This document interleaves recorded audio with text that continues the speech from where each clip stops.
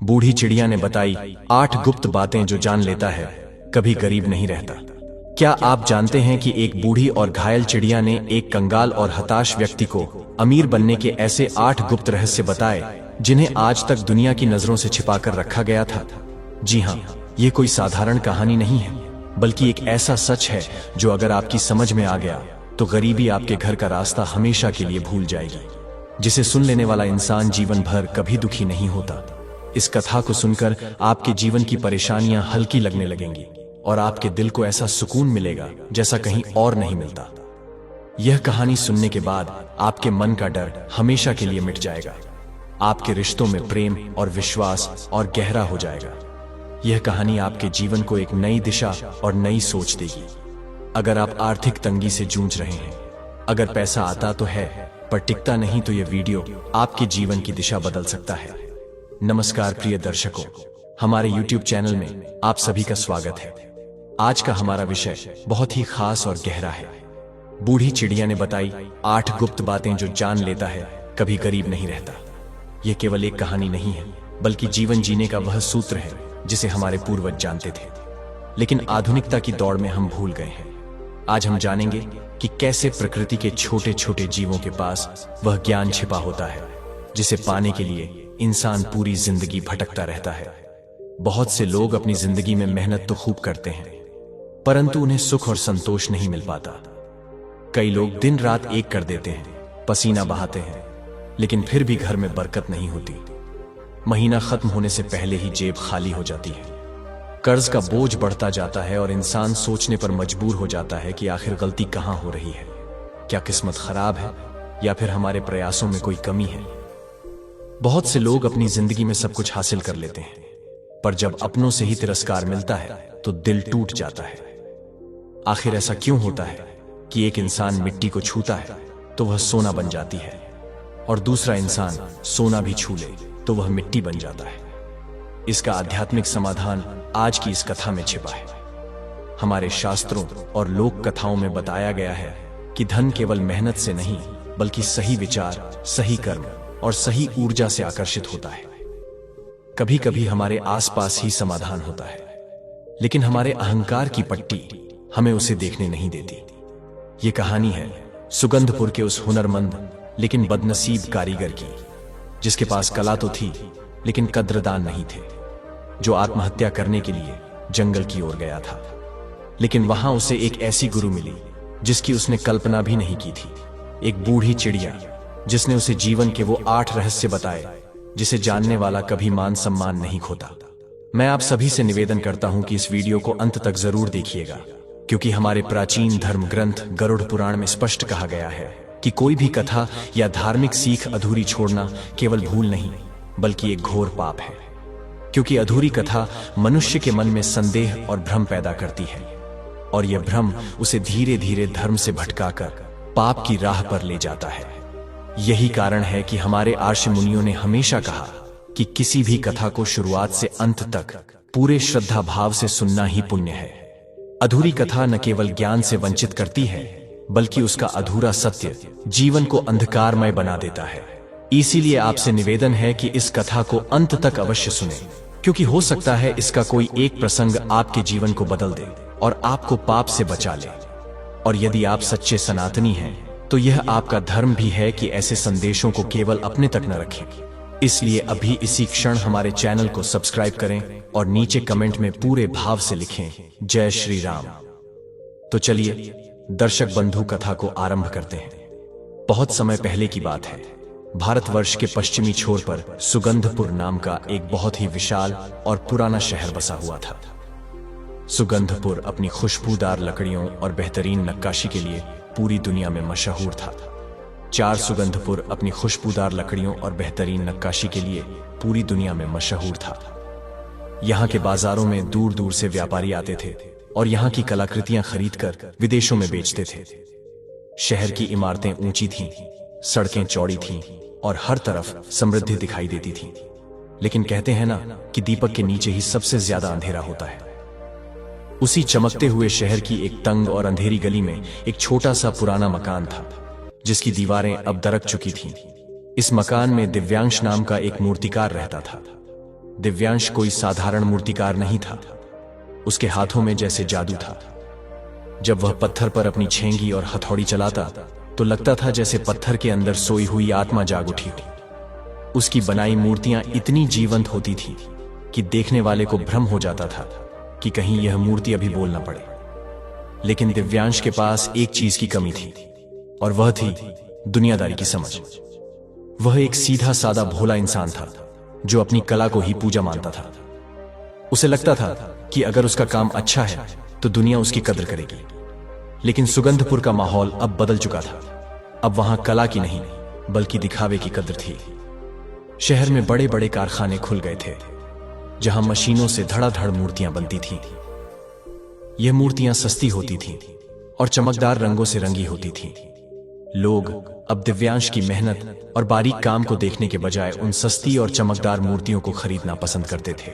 दिव्यांश को एक मूर्ति बनाने में महीनों लगते थे क्योंकि वह दिल से काम करता था, जबकि मशीनें एक दिन में सैकड़ों मूर्तियां बना देती थी। धीरे धीरे दिव्यांश का काम बंद होने लगा। उसकी दुकान पर आने वाले ग्राहकों की संख्या कम होती गई। जो लोग पहले उसकी कला की तारीफ करते नहीं थकते थे, अब वे भी मुंह फेर कर चले जाते थे। दिव्यांश के घर की हालत बदतर होती गई। घर में उसकी पत्नी धैर्य और एक छोटा बेटा अनिरुद्ध था। धैर्य बहुत ही समझदार और धैर्यवान स्त्री थी। उसने हर मुश्किल वक्त में दिव्यांश का साथ दिया था, लेकिन अब सब्र का बांध भी टूटने लगा था। एक रात की बात है, मूसलाधार बारिश हो रही थी। घर की छत से पानी टपक रहा था।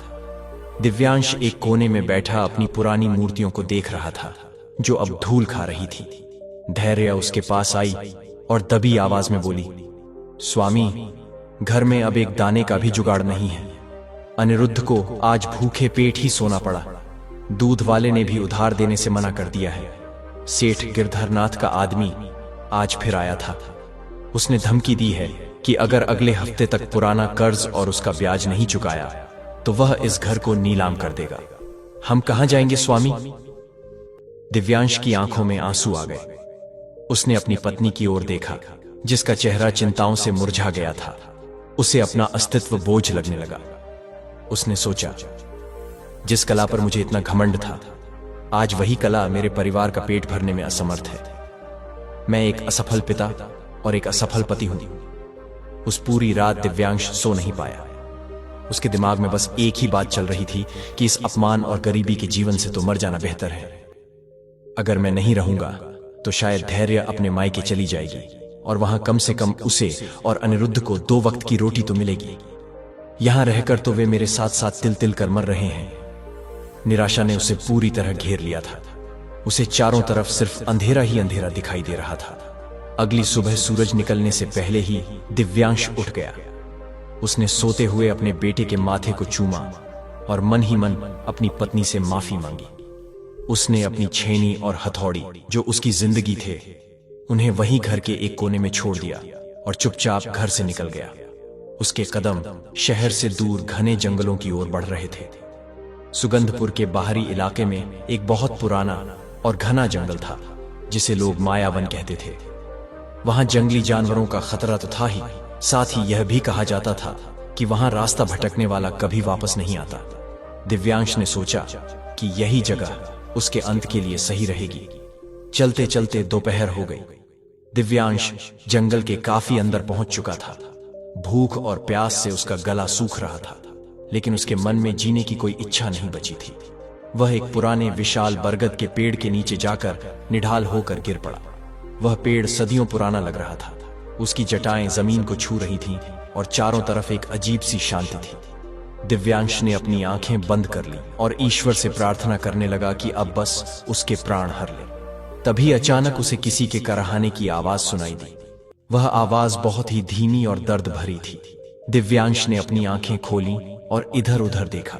पहले तो उसे कुछ दिखाई नहीं दिया, लेकिन जब उसने ध्यान से देखा तो पाया कि बरगद के पेड़ की एक जड़ के पास एक बूढ़ी चिड़िया पड़ी थी। वह चिड़िया देखने में बहुत ही अजीब थी। उसके पंख सुनहरे थे, लेकिन अब वे धूल और खून से सने हुए थे। उसका एक पंख बुरी तरह से मुड़ा हुआ था, शायद टूट गया था। उसकी आंखों में एक चमक थी जो उसकी उम्र और अनुभव को बयां कर रही थी। लेकिन इस वक्त वह दर्द से तड़प रही थी। दिव्यांश अपनी तकलीफ भूल गया। उसका कलाकार हृदय किसी का दर्द नहीं देख सकता था। वह घिसटते हुए उस चिड़िया के पास पहुंचा। उसने देखा कि चिड़िया प्यास से तड़प रही है और दर्द से उसकी सांसें उखड़ रही हैं। दिव्यांश के पास पानी की एक छोटी बोतल थी जो वह घर से अनजाने में उठा लाया था। उसने अपनी हथेली में थोड़ा सा पानी लिया और बहुत ही प्यार से चिड़िया की चोंच के पास ले गया। चिड़िया ने अपनी कमजोर आंखें खोली और दिव्यांश को देखा। उसकी आंखों में डर नहीं बल्कि एक अजीब सा सुकून था। उसने धीरे धीरे पानी पिया। पानी की कुछ बूंदें उसके गले में जाते ही उसमें थोड़ी जान आ गई। दिव्यांश ने अपनी धोती का एक टुकड़ा फाड़ा और पास के एक झरने से गीला करके चिड़िया के घाव को साफ किया। उसने आसपास से कुछ जड़ी बूटियां जिनके बारे में उसे थोड़ी जानकारी थी, उन्हें पत्थर पर पीसकर चिड़िया के टूटे हुए पंख पर लगा दिया। दिव्यांश घंटों तक वहीं बैठा रहा, उस नन्ही सी जान की सेवा करता रहा। वह भूल गया कि वह यहां मरने आया था। शाम ढलने लगी। चिड़िया की हालत में अब थोड़ा सुधार था। उसने अपनी गर्दन घुमाई और दिव्यांश की ओर देखा। तभी एक चमत्कार हुआ। उस घने जंगल के सन्नाटे में एक आवाज गूंजी जो कानों को नहीं बल्कि सीधे दिव्यांश के दिल को सुनाई दी। यह आवाज उस बूढ़ी चिड़िया की थी, लेकिन यह किसी इंसान की तरह साफ और स्पष्ट थी। हे मानव, तुम कौन हो और इस वीरान जंगल में जहां मौत का साया मंडराता है, तुम यहां क्या कर रहे हो? तुम मुझे एक साधारण शिकारी या यात्री नहीं लगते, क्योंकि तुम्हारी आंखों में दुनिया का सारा दर्द सिमटा हुआ है। दिव्यांश चौंक गया। उसने इधर उधर देखा कि शायद कोई छुपा हुआ बोल रहा हो। चिड़िया ने फिर कहा, हैरान मत हो पुत्र, मैं कोई साधारण पक्षी नहीं हूं। मैं इस वन की रक्षक हूं और सदियों से यहां वास कर रही हूं। मैंने कई युग देखे हैं, कई राजाओं को रंक और रंक को राजा बनते देखा है। आज तुमने मेरी सेवा की है, मेरे प्राण बचाए हैं। बताओ तुम्हें क्या दुख है? तुम्हारे चेहरे पर जो निराशा है वह मुझे बता रही है कि तुम जीवन से हार चुके हो। दिव्यांश की आंखों से आंसू बह निकले। इतने समय से जो कुबाड़ उसके मन में भरा था वह फूट पड़ा। वह उस चिड़िया के सामने ऐसे रोने लगा जैसे कोई बच्चा अपनी मां के सामने रोता है। उसने अपनी पूरी कहानी बता दी, कैसे वह एक कुशल मूर्तिकार है, कैसे दुनिया बदल गई, कैसे गरीबी ने उसे घेर लिया और कैसे वह अब कर्ज के बोझ तले दबकर आत्महत्या करने आया है। दिव्यांश ने सिसकते हुए कहा, मां, मैंने जीवन भर ईमानदारी से काम किया, कभी किसी का बुरा नहीं चाहा, अपनी कला को पूजा माना। फिर ईश्वर ने मुझे यह सजा क्यों दी? क्यों दुनिया झूठ और फरेब को पूजती है और सच्चाई को ठोकर मारती है? मेरे पास जीने का कोई कारण नहीं बचा है। बूढ़ी चिड़िया ने दिव्यांश की बातें बहुत ध्यान से सुनी। फिर वह कुछ देर शांत रही। उसकी आंखों में एक गहरी चमक आ गई। उसने कहा, पुत्र, तुम इसलिए दुखी नहीं हो कि तुम्हारे पास धन नहीं है। तुम इसलिए दुखी हो क्योंकि तुम धन के असली स्वभाव को और जीवन के नियमों को नहीं जानते। तुम अपनी गरीबी को अपनी किस्मत मान बैठे हो, जबकि यह केवल तुम्हारे विचारों और कर्मों का परिणाम है। तुमने अपनी कला को पूजा माना, यह अच्छी बात है, लेकिन तुमने समय के साथ चलना नहीं सीखा। तुमने यह मान लिया कि दुनिया तुम्हें नहीं समझती, जबकि सच यह है कि तुमने दुनिया को समझाने का प्रयास ही नहीं किया। चिड़िया ने अपने पंख फड़फड़ाए और थोड़ा ऊपर उठकर एक नीची डाल पर बैठ गई। उसने कहा, दिव्यांश, आज मैं तुम्हें वह 8 गुप्त बातें बताऊंगी जो मैंने अपने सैकड़ों वर्षों के जीवन में सीखी है। यह वह रहस्य है जो एक दरिद्र को भी सम्राट बना सकते हैं। अगर तुम इन बातों को अपने जीवन में उतार लोगे तो मैं तुम्हें वचन देती हूं कि तुम्हें कभी किसी के आगे हाथ नहीं फैलाना पड़ेगा। लेकिन याद रखना कि सुनना काफी नहीं है, इन पर अमल करना होगा। क्या तुम तैयार हो? दिव्यांश ने हाथ जोड़कर कहा, हे देवी स्वरूपा, मैं तैयार हूं। मेरे पास खोने के लिए अब कुछ नहीं है। आप मुझे जो भी ज्ञान देंगी मैं उसे अपने जीवन का आधार बनाऊंगा। यहां से कहानी में एक नया मोड़ आता है। दिव्यांश वापस अपने घर नहीं गया, बल्कि वह पूरी रात उस चिड़िया के पास बैठा रहा। उस रात उस बूढ़ी चिड़िया ने उसे जो ज्ञान दिया वह केवल शब्दों का खेल नहीं था, बल्कि जीवन जीने की एक पूरी पद्धति थी। लेकिन जैसा कि मैंने आपसे वादा किया था, वह 8 गुप्त बातें हम विस्तार से अंत में जानेंगे, क्योंकि उन बातों को समझने के लिए हमें यह देखना होगा कि दिव्यांश ने उन्हें अपने जीवन में कैसे उतारा और उसका क्या परिणाम निकला। अगली सुबह जब दिव्यांश जंगल से वापस सुगंधपुर की ओर चला तो वह इंसान नहीं था जो कल मरने आया था। उसके कपड़े वहीं थे, हालात वहीं थे, जेब अब भी खाली थी, लेकिन उसकी आंखों में एक नई चमक थी।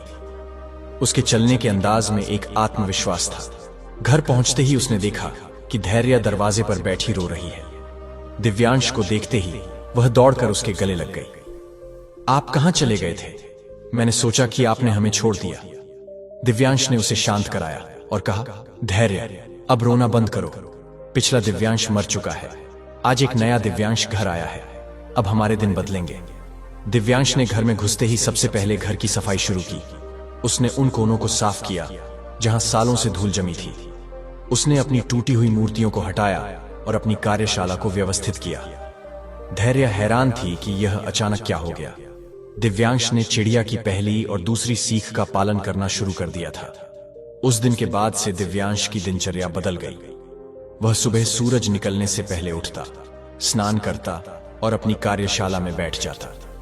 अब वह केवल मूर्तियां नहीं बना रहा था, बल्कि वह कुछ ऐसा रच रहा था जो आज तक सुगंधपुर में किसी ने नहीं देखा था।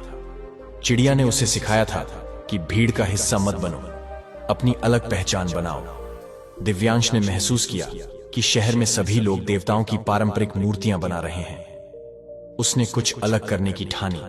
उसने शहर के आम लोगों, मजदूरों, किसानों और खेलते हुए बच्चों की मूर्तियां बनानी शुरू की।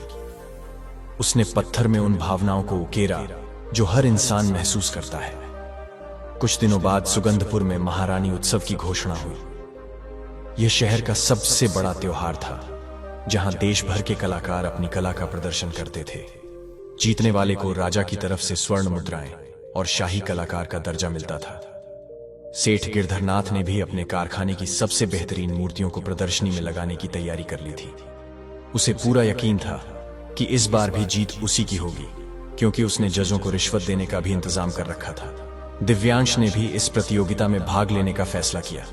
धैर्य ने अपनी बची हुई एकमात्र सोने की चूड़ी बेचकर दिव्यांश के लिए पत्थर और औजार खरीदे। यह एक बहुत बड़ा जोखिम था। अगर दिव्यांश हारता तो वे सड़क पर आ जाते। दिव्यांश ने दिन रात एक कर दिया। वह एक ऐसी मूर्ति बना रहा था जिसमें ममता का रूप हो। उसने एक मां की मूर्ति बनाई जो अपने बच्चे को सूखा रोटी का टुकड़ा खिला रही है और खुद भूखी है, लेकिन उसके चेहरे पर संतोष और प्रेम है। यह मूर्ति धैर्य से प्रेरित थी। दिव्यांश ने उस पत्थर में जान फूंक दी। जब वह काम करता तो उसे उस बूढ़ी चिड़िया की बातें याद आती। काम को बोझ नहीं, आनंद समझो। प्रतियोगिता का दिन आ गया। विशाल मैदान में हजारों लोग जमा थे। सेठ गिरधरनाथ की मूर्तियां चमकदार और भव्य थी। वे सोने और चांदी के पत्थरों से मढ़ी हुई थी। लोग उनकी चमक दमक देखकर आकर्षित हो रहे थे। सेठ दिव्यांश को देखकर हंसा। अरे भिखारी, तू यहां क्या कर रहा है? ये राजाओं और रईसों की जगह है। तेरी यह नाली कुचैली मूर्ति यहां कौन देखेगा? दिव्यांश चुप रहा। उसने चिड़िया की सीख याद रखी। मौन सबसे बड़ा हथियार है। जब राजा और निर्णायक मंडल निरीक्षण के लिए आए तो वे सेठ की मूर्तियों की तारीफ करते हुए आगे बढ़े, लेकिन जैसे ही उनकी नजर दिव्यांश की मूर्ति पर पड़ी, वे ठिठक गए। वहां कोई चमक दमक नहीं थी, कोई सोना चांदी नहीं था। वहां सिर्फ पत्थर था, लेकिन उस पत्थर में इतना दर्द और इतना प्रेम था कि राजा की आंखों में भी नमी आ गई। उस मूर्ति की आंखों में जो भाव था वह किसी भी जीवित इंसान को रुला सकता था। भीड़ भी धीरे धीरे दिव्यांश की मूर्ति के पास जमा होने लगी।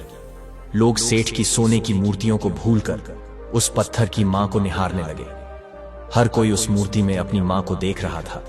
यह कला की असली जीत थी। दिव्यांश ने लोगों के दिलों को छू लिया था। परिणाम घोषित हुआ। दिव्यांश को प्रथम पुरस्कार मिला। राजा ने स्वयं अपने गले से मोतियों की माला उतारकर दिव्यांश को पहनाई और उसे राजशिल्पकार की उपाधि दी। सेठ गिरधरनाथ का घमंड चकनाचूर हो गया। उसे समझ आ गया कि धन से कला नहीं खरीदी जा सकती। दिव्यांश को पुरस्कार में इतना धन मिला कि उसका सारा कर्ज चुकता हो गया। उसने अपना घर वापस संभाला, लेकिन वह यहीं नहीं रुका। उसने शहर में एक कला विद्यालय खोला, जहां वह गरीब बच्चों को मुफ्त में मूर्ति कला सिखाने लगा।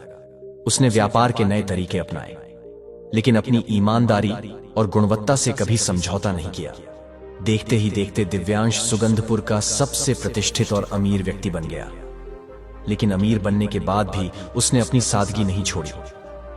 1 साल बाद दिव्यांश उसी जंगल में उसी बरगद के पेड़ के नीचे गया। वह उस बूढ़ी चिड़िया को धन्यवाद देने गया था।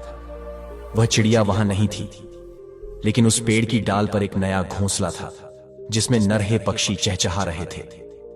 दिव्यांश ने आसमान की ओर देखा और हाथ जोड़कर उस गुरु को नमन किया जिसने उसे जीवन का सही मार्ग दिखाया था। तो दर्शकों, अब वह समय आ गया है जब हम उन 8 गुप्त बातों का खुलासा करें जो उस बूढ़ी चिड़िया ने दिव्यांश को बताई थी। यही वह ज्ञान है जिसने एक आत्महत्या करने जा रहे व्यक्ति को एक सफल और सुखी इंसान बना दिया। ध्यान से सुनिएगा और हो सके तो इसे कहीं लिख लीजिए, क्योंकि यह बातें आपके जीवन का आधार बन सकती हैं। बूढ़ी चिड़िया के 8 गुप्त रहस्य। सुबह का महत्व, ब्राह्म मुहूर्त का जादू। चिड़िया ने कहा था, जो सूर्य के जागने से पहले जागता है, प्रकृति अपनी ऊर्जा उसे उपहार में देती है। देर तक सोने वाला इंसान दरिद्रता को न्योता देता है। सुबह का समय योजना बनाने और स्वयं को निखारने का होता है। सफाई और व्यवस्था, लक्ष्मी को गंदगी से नफरत है। जिस घर में सामान बिखरा पड़ा हो, जाले लगे हों और गंदगी हो, वहां कभी बरकत नहीं होती। अपने कार्यस्थल और घर को मंदिर की तरह साफ रखो। यह केवल बाहरी सफाई नहीं, बल्कि मन की सफाई भी है। अपनी हुनर का सम्मान। अगर तुम अपने काम की इज्जत नहीं करोगे तो दुनिया तुम्हारी इज्जत नहीं करेगी। कभी भी अपने काम को छोटा मत समझो और नहीं खुद को बेचारा बताओ। अपनी कला, अपने कौशल पर गर्व करो और उसे लगातार निखारते रहो। वाणी में मिठास और विनम्रता। कड़वा बोलने वाले का शहद भी नहीं बिकता और मीठा बोलने वाले की मिर्च भी बिक जाती है। अहंकार को त्याग दो। ग्राहकों से, परिवार से और समाज से विनम्रता से पेश आओ। तुम्हारा व्यवहार ही तुम्हारी सबसे बड़ी पूंजी है। ईमानदारी का फल, धोखे से कमाया धन रेत की तरह होता है, मुट्ठी से फिसल जाता है। चाहे कितना भी कठिन समय हो, अपनी ईमानदारी मत छोड़ना। जो धन ईमानदारी से आता है वह अपने साथ शांति और सुख लाता है। बेईमानी का पैसा बीमारी और कोटक चेहरे में निकल जाता है। दान की शक्ति। जो मुट्ठी बंद रखता है उसे कुछ नहीं मिलता। जो मुट्ठी खोल कर देता है उसका हाथ भरने के लिए ईश्वर हमेशा तैयार रहता है। अपनी कमाई का एक छोटा हिस्सा हमेशा दान करो। यह मत सोचो कि मेरे पास कम है। देने की भावना ही धन को आकर्षित करती है। शिकायत करना छोड़ो। परिस्थितियों को दोष देना कायरों का काम है। जब तक तुम दूसरों को या किस्मत को अपनी गरीबी का जिम्मेदार मानोगे, तुम गरीब ही रहोगे। जिम्मेदारी लो और बदलो। समस्या पर नहीं, समाधान पर ध्यान दो। स्त्रियों का सम्मान। जिस घर में स्त्री की आंखों में आंसू होते हैं, वहां से सुख समृद्धि हमेशा के लिए चली जाती है। अपनी पत्नी, मां और घर की स्त्रियों का आदर करो। वे साक्षात लक्ष्मी का स्वरूप है। उनका अपमान करके तुम अपने भाग्य के दरवाजे बंद कर लेते हो।